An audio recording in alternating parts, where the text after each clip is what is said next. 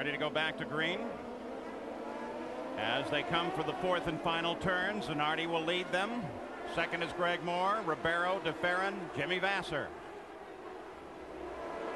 Off at turn 4, long straightaway just ahead. Green already flies. I think Zanardi kind of caught everybody sleeping over there. He really sped up going into 4. He well, for only a second oval run, I'll tell you what, he's got it figured out.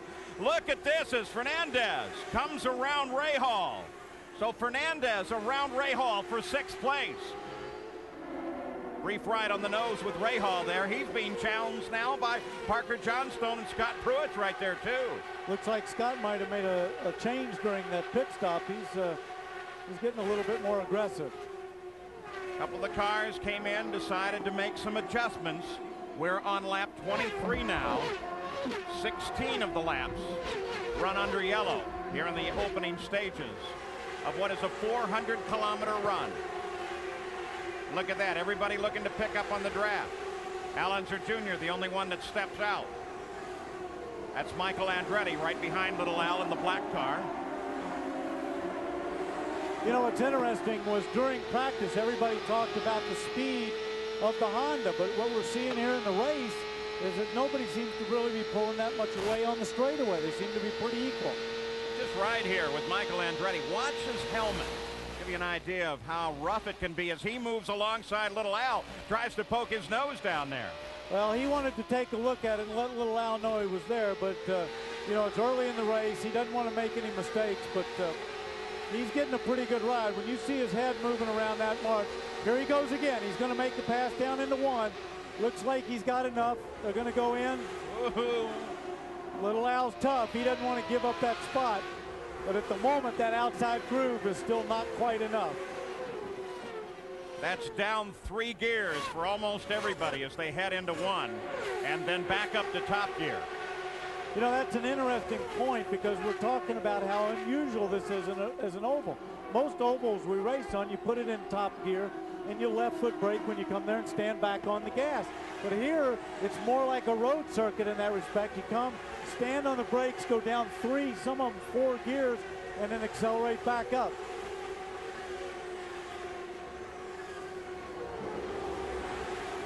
Pruitt was set up looking at Rahal.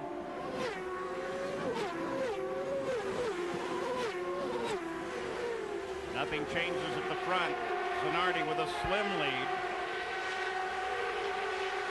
Boy, you can really see those cars bouncing around on that back straightaway. See when they're jumping like that and see the front end of the car moving? That is very, very tough on the driver. Here's some good news. Mark Blundell never lost consciousness. He was complaining of pain in his right knee and ankle. You can understand that. That's the side of the car that got into the wall the hardest. They're going to x-ray him right here at the track. They right now don't intend an air transport out to a hospital, interestingly enough, that is about 1 minute by helicopter away. You know, I talked to Dr. Steve Olby, and they've got some fabulous facilities right here. Michael Andretti with the fastest lap of the day, you saw. He's moving up through that field, and little Al's trying to hold on to him. You were saying about Dr. Trammell. They say they've got some great facilities right here on the grounds. They can do almost just about any kind of surgery they need to.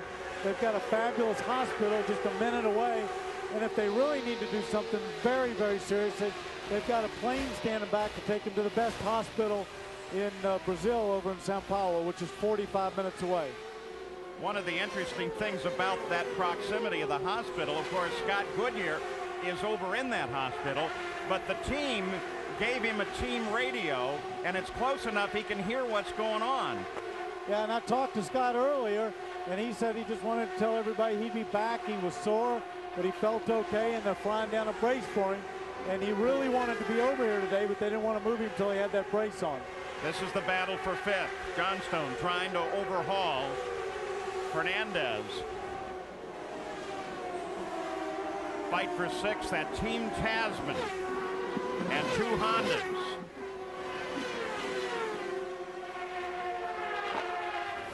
Fernandez making his deal as teammate of Andre Ribeiro just before the season gets underway. Been kind of fun to watch that team as we look at the split between Fernandez and Johnstone. Johnstone's obviously a bit faster that lap, but being faster and getting by, two different things. Look at the lineup behind. Michael Andretti has finally managed to get clear of Scott Pruitt. Al Unser Jr. is now making his move on Pruitt. Mercedes power in Al Unser Jr.'s car as he moves now into 11. Very clean pass there, very good racing, but very clean.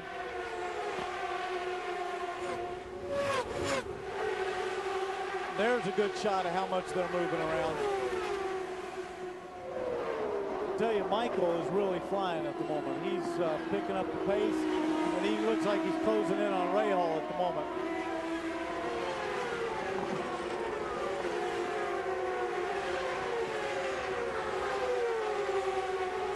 Laps now complete. Continuing to watch.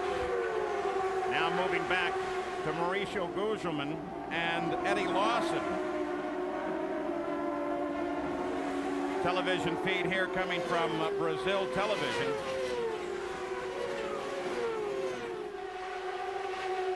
Now we go on board with Robbie Gordon, who runs in 19th place, and again his teammate Scott Goodyear can hear the radio transmissions between Gordon and his pits from his hospital room a couple of miles away. But look how much his head's moving around. You see him bouncing, see that contact he's making with the side of the car there, and look at his arm trying to fight control of that. Almost slid up there toward the wall. He's having a rough ride this afternoon.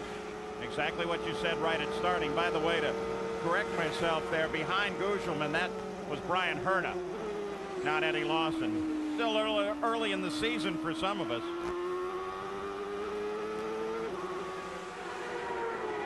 Back watching the front of the field now. Zanardi, Greg Moore. Front of the order, Zanardi, Moore, Ribeiro, DeFerrin, Jimmy Vasser, the top five.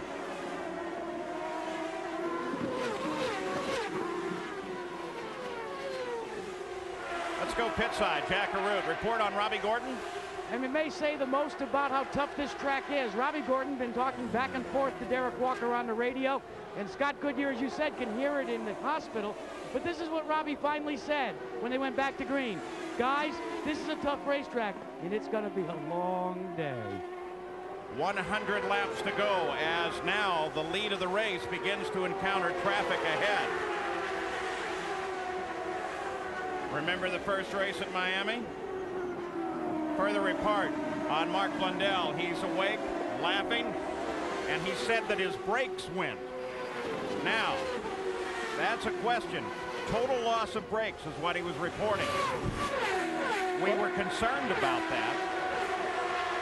Look like it's a problem or single car. It seems like something I'd worry about this early on. Well, you would, but sometimes, as we saw in that shot, he actually did lock up the brakes. So what we probably saw, that from that bouncing, you can actually push the pads away from the rotor. And when that happens, your first touch of the pedal goes all the way to the floor. And it makes you feel like you've got no brakes, which you don't for that millisecond that it happens. Then you pump them back up. That's probably when we saw the lockup. But by that time, he was too far into the corner and committed. Further update, Gary Gerald. Well, just bearing that out, we got a quick word with the crew that is on contact with Brian Herta. Herta was right behind Blundell when that incident happened. Herta told his crew that he thought that the right front brakes locked up. That's what he saw. That might further support the fact that there was a severe brake problem. Fight for the lead here. As Zanardi gets caught up on the slower traffic, that's Marco Greco as they split around. But still Zanardi with a better line into the corner. Watch how Moore tends to come off of this corner, though. He lets the car come all the way up. Look at that. To my way of thinking, that's a better line. You don't scrub as much off the tires. You don't use them up as much. And you let the car have its head. Just let it be free. Let it go. So Zanardi, Greg Moore, they've continued to battle at about this distance for the last several laps. No traffic sitting just ahead. And you know what's great? We got two rookies out there. Two guys, this is their second IndyCar race, and they're doing a fabulous job. They're racing, they're doing a good, clean job. They're picking their way through traffic, and they're stretching their legs on the field. DeFerrin tries to move on Ribeiro. Battle for third. Again, 2 Honda Power cars. Whoa, It looks like Ribeiro slowed. You know what I think happened? He must have missed a gear. He slowed way too fast there. And he's right back at full chat right behind him. Boy, just a slight mistake can make a world of difference. Ribeiro wants that position back, though. Again, 2 Brazilians battle here, and the crowd loves it.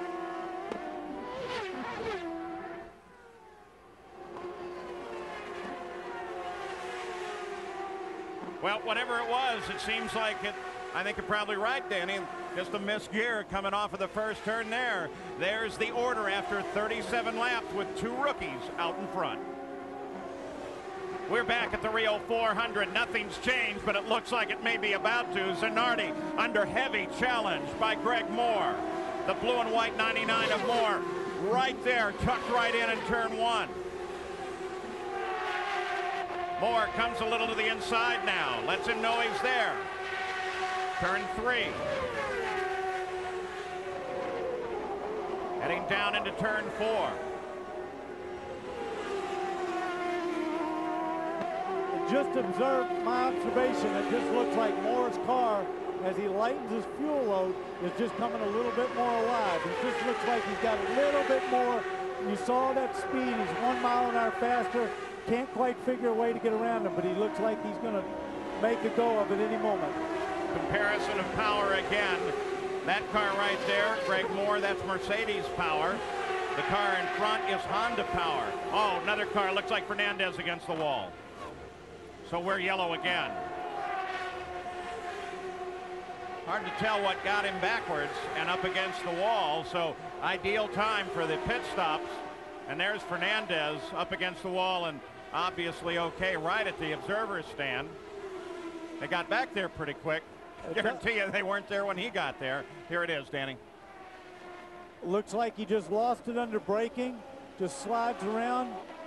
Boom, just a little touch at the nose. Not bad, but it looks like he lost it under braking.